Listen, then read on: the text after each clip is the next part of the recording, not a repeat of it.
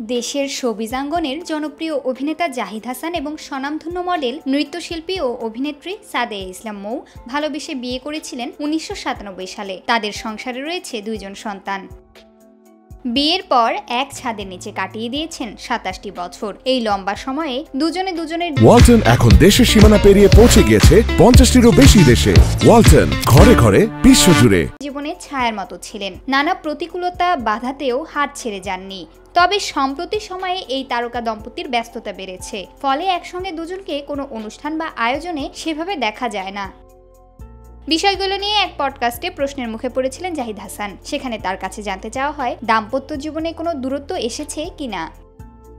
জবাবে জাহিদ হাসান বললেন, আমরা ভালো আছি, যদিও একসঙ্গে কোথাও আসলেই যাই না, কারণ আমার শুটিং থাকে রাত করে। এত বছর শুটিং এর কারণেই একত্রে কোথাও যেতে পারিনি। যারা মন্তব্য করে তারা হয়তো জানে না আমার আপন ভাইয়ের বিয়েতেও আমি যেতে পারিনি। সেদিন আমার বিচ্ছু নাটকের শো ছিল বরিশালে।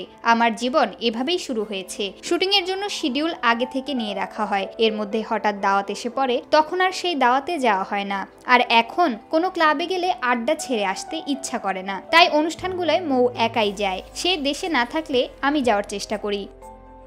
মৌয়ের সঙ্গে সম্পর্কে জড়ানোর আগে অন্য এক অভিনেত্রীর সঙ্গে সম্পর্ক ছিল জাহিদ হাসানের। তারা একসঙ্গে কাজ করেছেন বেশ কিছু নাটকে। সম্পর্ক ভেঙে যাওয়ার পর একত্রে আর কোনো কাজ করেনি তারা। সেই অভিনেত্রী প্রসঙ্গে কথা উঠলে তিনি বলেন, তাকে নিয়ে কিছু বললে অশ্রদ্ধা করা হয়, সেটা করতে চাই না। আমি তাকে একসময় ভালোবেসেছিলাম, আমার মতো সেও খুব ভালো আছে, এটাই বড় কথা।